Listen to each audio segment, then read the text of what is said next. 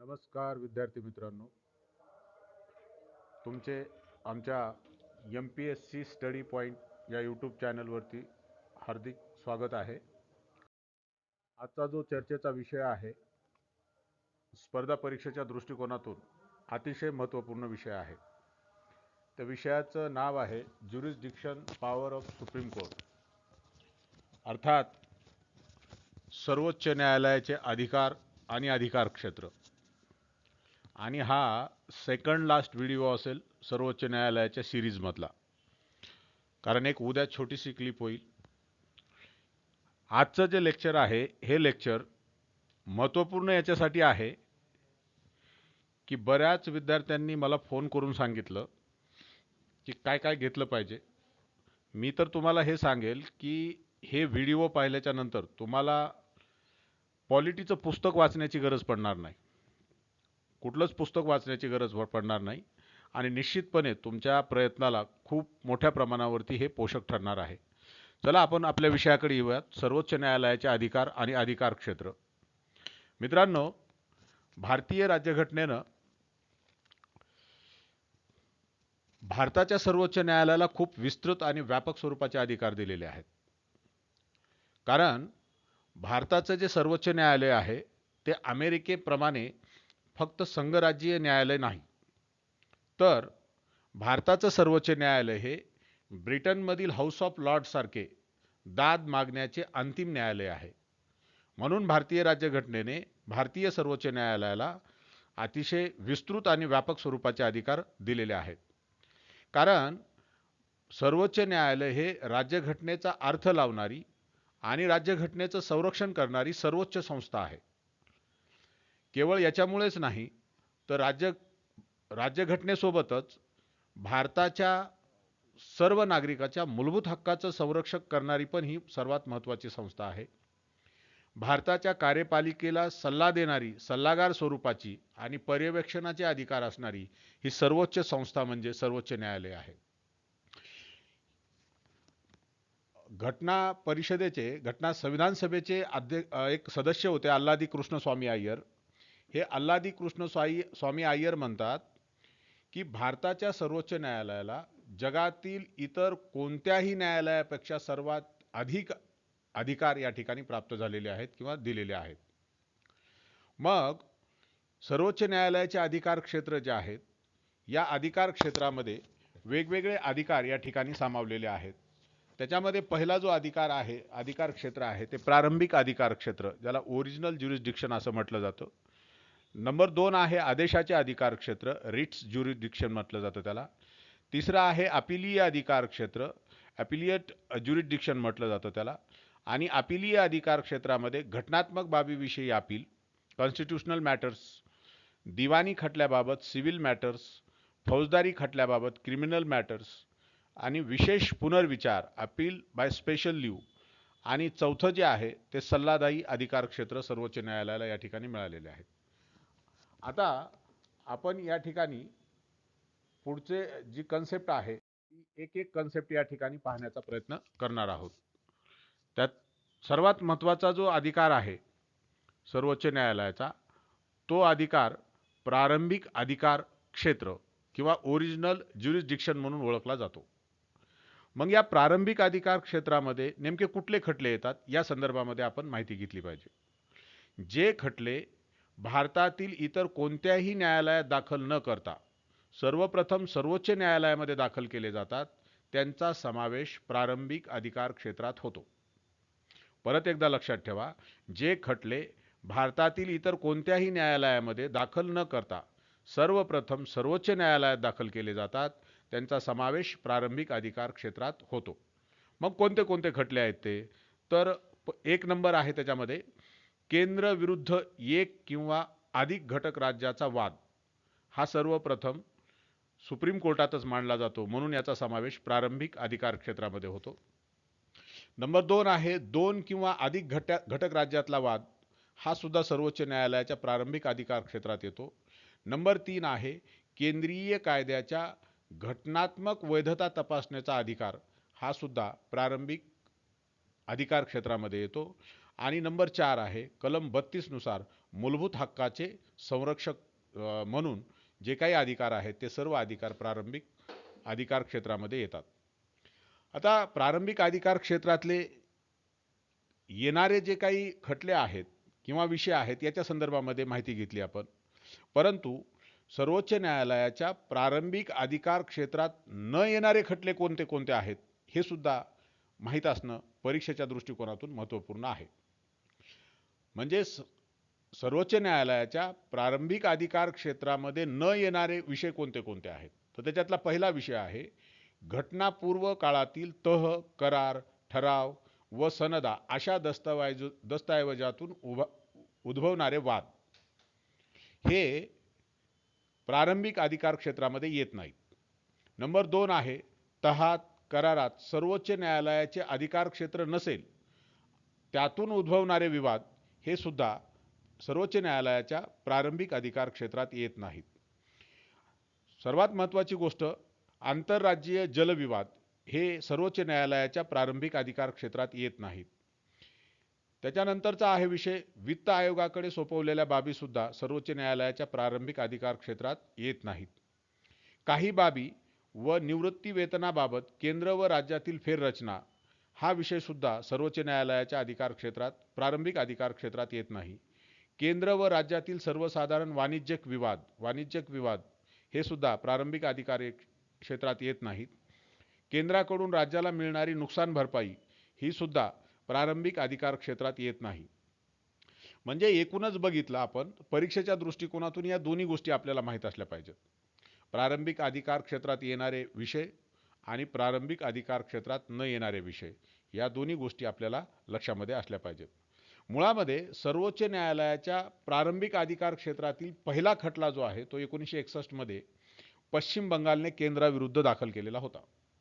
ही गोष्ट या ठिकाणी लक्षात ठेवायची की सर्वोच्च न्यायालयाच्या प्रारंभिक अधिकार क्षेत्रातील पहिला खटला 1961 मध्ये जो याच्या कोळसा खाणीच्या संदर्भामध्ये होता आणि तो जो खटला आहे तो पश्चिम बंगालने केंद्र सरकारच्या विरोधामध्ये दाखल केलेला होता आणि याच्यामध्ये सर्वोच्च न्यायालयाने कायदा वैध असल्याचा निर्णय देऊन खटला निकालात त्यावेळेस काढलेला होता 1961 ला.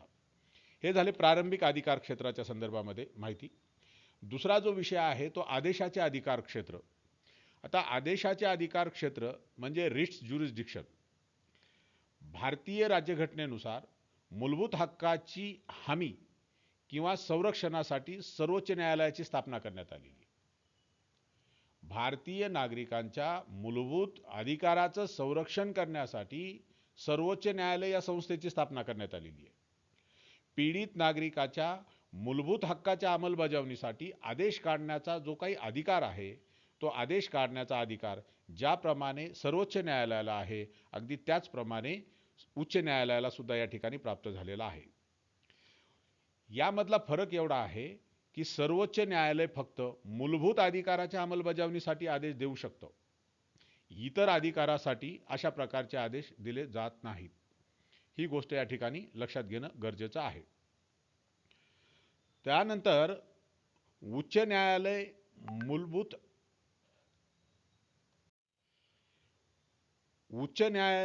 मूलभूत हक्काच्या अंमलबजावणीसाठी आणि इतर कारणासाठी सुद्धा आदेश देऊ शकतो. हा बेसिक फरक आहे दोन्ही मधला, सर्वोच्च न्यायालय आणि उच्च न्यायालय. सर्वोच्च न्यायालय केवळ मात्र नागरिकाच्या मूलभूत अधिकाराच्या अंमलबजावणीसाठीचे आदेश देऊ शकतं, इतरसाठी देऊ शकत नाही. उच्च न्यायालय म्हणजे हायकोर्ट मात्र मूलभूत हक्काच्या अंमलबजावणीसाठी सोबतच इतर कारणासाठी सुद्धा आदेश उच्च न्यायालय देऊ शकतं. म्हणजे आदेश देण्याच्या बाबतीमध्ये उच्च न्यायालयाचे अधिकार हे सर्वोच्च न्यायालयापेक्षा जास्त आहेत. ही गोष्ट आपण या ठिकाणी लक्षात घेतली पाहिजे. उच्च न्यायालयाचे अधिकार या ठिकाणी सर्वोच्च न्यायालयापेक्षा जास्त असल्याचे आपल्याला दिसून येतो. परंतु इतर कारणासाठी सुद्धा आदेश काढण्याचे अधिकार संसद सर्वोच्च न्यायालयाला प्रदान करू शकते. लक्षात ठेवा की इतर कारणासाठी आदेश काढण्याचे अधिकार संसद सर्वोच्च न्यायालयाला प्रदान करू शकते. ही गोष्ट या ठिकाणी लक्षात ठेवणं गरजेचं आहे. त्यानंतरचा जो पुढचा अधिकार आहे सर्वोच्च न्यायालयाचा जो अधिकार आहे तो अधिकार म्हणजे अपिलीय अधिकार क्षेत्र. याला इंग्लिशमध्ये असं म्हटलं जातं की ॲपिलिएट ज्युरिडिक्शन असं म्हटलं जातं याला. आणि याच्या संदर्भामध्ये आपण थोडीशी माहिती घेणार आहोत. सर्वोच्च न्यायालय केवळ फेडरल कोर्टाचंच नव्हे तर अपिलीय प्रिव्ही काउन्सिलचं सुद्धा स्थान घेतं. म्हणजे ब्रिटिशकालीन भारतामध्ये 1935च्या कायद्यानुसार जे फेडरल कोर्ट स्थापन झालं होतं, या फेडरल कोर्टाला सुद्धा अंतिम अपील ऐकण्याचा अधिकार नव्हता. कारण फेडरल कोर्टाच्या नंतर तुम्हाला प्रिव्ही काउन्सिलमध्ये म्हणजे इंग्लंडमध्ये जाऊन अपील करता येत होतं. परंतु 1950च्या नंतर म्हणजे राज्यघटना लागू झाल्याच्या नंतर भारतामध्ये काय केलेलं आहे, फेडरल कोर्ट आणि प्रिव्ही काउन्सिलची जागा भारताच्या सर्वोच्च न्यायालयाला मिळालेली आहे. म्हणून असं म्हटलं जातं की भारताचं सर्वोच्च न्यायालय हे अपिलाचं शेवटचं ठिकाण आहे. भारताच्या सर्वोच्च न्यायालय हे प्राथमिकतः अपिलीय न्यायालय आहे, ही गोष्ट लक्षात घेतली पाहिजे. भारताचं जे सर्वोच्च न्यायालय आहे प्राथमिकतः अपिलीय न्यायालय आहे. येथे सर्वोच्च न्यायालयामध्ये कनिष्ठ न्यायालयाच्या निर्णयाविरुद्ध खटले चालविले जातात.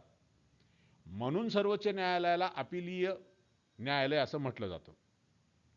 सर्वोच्च न्यायालयाला अपिलाचे विस्तृत स्वरूपाचे अधिकार मिळालेले आहेत. राज्यघटनेनुसार अपिलाचे 4 प्रकारामध्ये वर्गीकरण करता येतं.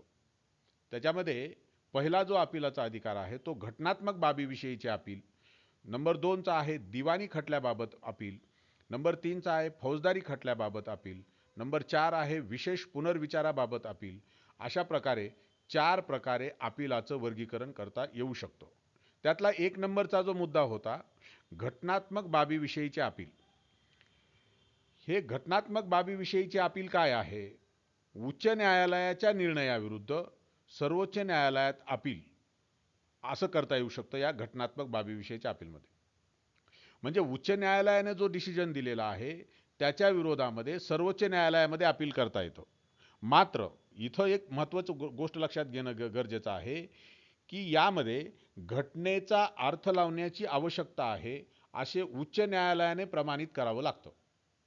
जर उच्च न्यायालयानं असं प्रमाणित केलं की घटनेचा अर्थ लावण्याची आवश्यकता आहे तर आपल्याला सुप्रीम कोर्टामध्ये म्हणजे सर्वोच्च न्यायालयामध्ये अपील करता येतं. या प्रमाणपत्रानुसार म्हणजे उच्च न्यायालयाच्या प्रमाणपत्रानुसार कायद्याचा चुकीचा अर्थ लावला आहे या कारणासाठी सर्वोच्च न्यायालयामध्ये जाता येते. म्हणजे घटनात्मक बाबीविषयी कशा प्रकारचे अपिलीय अधिकार या ठिकाणी प्राप्त झालेले आहेत हे या ठिकाणी समजावून घेतले पाहिजे. दुसरी बाब सांगितली आपण दिवाणी खटल्याबाबत अपील. जर उच्च न्यायालयानं प्रमाणित केले तर उच्च न्यायालयाच्या निर्णयाविरुद्ध सर्वोच्च न्यायालयामध्ये अपील करता येते, हे लक्षात घ्या. म्हणजे घटनात्मक बाबीविषयी सुद्धा उच्च न्यायालयानं प्रमाणित करणं गरजेचं आहे आणि दिवाणी खटल्याबाबत सुद्धा उच्च न्यायालयानं प्रमाणित करणं गरजेचं आहे.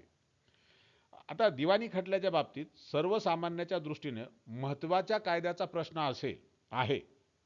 या प्रश्नाबाबत सर्वोच्च न्यायालयाने निर्णय देण्याची आवश्यकता आहे. अशा प्रकारे जर उच्च न्यायालयानं प्रमाणित केलं तर आपल्याला दिवाणी खटल्याबाबत सुद्धा सुप्रीम कोर्टामध्ये अपील करता येतं. ही गोष्ट या ठिकाणी समजून घेतली पाहिजे. सुरुवातीला दिवाणी खटल्याच्या बाबतीत 20,000 रकमेबाबतच्या दिवाणी खटल्यात अपील करता येत होतं म्हणजे सुरुवातीला. परंतु नंतर काय केलं 1972ला 30वी घटना दुरुस्ती करण्यात आली आणि 30व्या घटना दुरुस्तीनुसार आर्थिक मर्यादा यातून काढून टाकलेली आपल्याला दिसून येते. ही एक गोष्ट या ठिकाणी लक्षात घेणं गरजेचं आहे. नंबर 3चा मुद्दा आहे फौजदारी खटल्याबाबत. आता फौजदारी खटल्याबाबत जे अपिलाचे अधिकार आहेत या संदर्भामध्ये आपल्याला माहिती घ्यायची आहे. उच्च न्यायालयातल्या फौजदारी खटल्यात उच्च न्यायालयाने जर खालील कृती केल्या किंवा त्याच्या निर्णयाविरुद्ध आपण अपील करू शकतो सर्वोच्च न्यायालयामध्ये. त्याच्यामध्ये 1 उच्च न्यायालयात अपील केल्यावर आरोपी निर्दोष ठरविण्याचा निर्णय बदलून आरोपीस अपराधी ठरवून देहांताची शिक्षा झाली असेल तर आपल्याला फौजदारी खटल्यामध्ये सुप्रीम कोर्टामध्ये अपील करता येतं. लक्षात ठेवा उच्च न्यायालयामध्ये अपील केल्याच्या नंतर आरोपी जर निर्दोष ठरविण्याचा निर्णय बदला आणि आरोपीला जर अपराधी ठरवून त्याला देहांताची शिक्षा उच्च न्यायालयाने दिली असेल तर तुम्ही सुप्रीम कोर्टामध्ये अपील करू शकता. दुसरा आहे दुय्यम न्यायालयाकडून खटला स्वतःकडे घेऊन सुप्रीम कोर्ट स्वतःकडे घेऊन आरोपी गुन्हेगार सिद्ध होऊन त्याला देहांताची शिक्षा दिली असेल किंवा उच्च न्यायालयाने तसे प्रमाणित केले असेल तर फौजदारी खटल्याबाबत सुद्धा आपल्याला सर्वोच्च न्यायालयामध्ये अपील करता येऊ शकतं. ही गोष्ट या ठिकाणी लक्षात घेतलं. परंतु या ठिकाणी एक गोष्ट लक्षात घेणं गरजेचं आहे की पहिल्या दोन बाबतीत म्हणजे उच्च न्यायालयात अपील केल्यावर आरोपी निर्दोष ठरविण्याचा निर्णय बदलून आरोपीस अपराधी ठरवून देहांताची शिक्षा दिली असेल तर, किंवा नंबर 2 दुय्यम न्यायालयाकडून खटला स्वतःकडे घेऊन आरोपी गुन्हेगार सिद्ध होऊन त्याला देहांताची शिक्षा दिली असेल तर, म्हणजे हे जे दोन गोष्टी आहेत या पहिल्या दोन बाबतीत सर्वोच्च न्यायालयात अपील करणे हा अधिकार आहे. यासाठी उच्च न्यायालयाच्या प्रमाणपत्राची आवश्यकता नाही. ही गोष्ट लक्षात घेणं गरजेचं आहे. जर उच्च न्यायालयाने अपराध सिद्ध झाल्याचा निर्णय बदलून संबंधित व्यक्तीची निर्दोष मुक्तता केली असेल तर त्या व्यक्तीविरुद्ध अपील करता येत नाही. ही गोष्ट लक्षात ठेवा. परत लक्षात ठेवा, जर उच्च न्यायालयाने अपराध सिद्ध झाल्याचा निर्णय बदलून संबंधित व्यक्तीची निर्दोष मुक्तता केली असेल तर त्याविरुद्ध अपील करता येत नाही. 1970ला एका फौजदारी खटल्यासंदर्भात चर्चा झालेली होती. 1970 फौजदारी खटल्यासंदर्भात पुनर्विचाराच्या अधिकारात वाढ करण्यात आली. जर उच्च न्यायालयाने निर्दोष ठरविण्याचा निकाल फिरवून आरोपीला दोषी व जन्मठेपेची किंवा 10 वर्षाची शिक्षा दिली किंवा दुय्यम न्यायालयाकडून खटला स्वतःकडे घेऊन व आरोपी गुन्हेगार सिद्ध झाला व त्याला जन्मठेप किंवा 10 वर्षाची शिक्षा दिली तर अशा प्रकरणामध्ये पुनर्विचाराच्या अधिकारात वाढ करण्यात आलेली आपल्याला दिसून येते. आणि जो पुढचा मुद्दा आहे विशेष पुनर्विचार. विशेष पुनर्विचाराच्या संदर्भामध्ये खास गोष्ट लक्षात ठेवणं, सैनिकी न्यायाधिकरण व कोर्ट मार्शल वगळता इतर न्यायालय व न्यायाधिकरणाने कोणत्याही बाबतीत दिलेल्या निर्णयाविरुद्ध पुनर्विचाराला संमती देण्याचा विशेष अधिकार सर्वोच्च न्यायालयाला आहे. परत एकदा लक्षात घ्या, सैनिकी न्यायाधिकरण व कोर्ट मार्शल वगळता इतर न्यायालय व न्यायाधिकरणांनी कोणत्याही बाबतीत दिलेल्या निर्णयाविरुद्ध पुनर्विचाराला संमती देण्याचा विशेष अधिकार सर्वोच्च न्यायालयाला आहे. त्याचे 4 पैलू आहेत. हा विशेष अधिकार असून हक्क म्हणून मागता येणार नाही. हा अधिकार अंतिमतः व अंतरिम निकालाविरुद्ध वापरता येतो. हा घटनात्मक, दिवाणी, फौजदारी, आयकर, कामगार, महसूल, वकिली इत्यादी. हा अधिकार अपवादात्मक व श्रेष्ठ स्वरूपाचा असल्याने तो काळजीपूर्वक व विशेषतः अपवादात्मक परिस्थितीत क्वचितच वापरला पाहिजे. अशा प्रकारे हे विशेष पुनर्विचाराच्या संदर्भातले अपिलाचे अधिकार सर्वोच्च न्यायालयाला या ठिकाणी प्राप्त झालेले आपल्याला दिसून येतात. त्याच्यानंतरचा शेवटचा जो अधिकार आहे तो म्हणजे सल्लादायी अधिकार क्षेत्र. आता सर्वांनाच माहिती आहे की कलम 143 नुसार राष्ट्रपती सर्वोच्च न्यायालयाला सल्ला मागू शकतो आणि राष्ट्रपतीला सल्ला देण्याचं काम सर्वोच्च न्यायालय करत असतो. या संदर्भातला सल्लादायी अधिकार क्षेत्र आहे. उपस्थित झालेल्या किंवा होण्याची शक्यता असलेल्या सार्वजनिक दृष्ट्याच्या महत्त्वाच्या मुद्द्याबाबत कायद्याच्या किंवा तथ्याचा प्रश्न जर निर्माण झाला असेल तर अशा वेळी सर्वोच्च न्यायालयाला सल्लादायी अधिकार क्षेत्र प्राप्त झालेले आहे.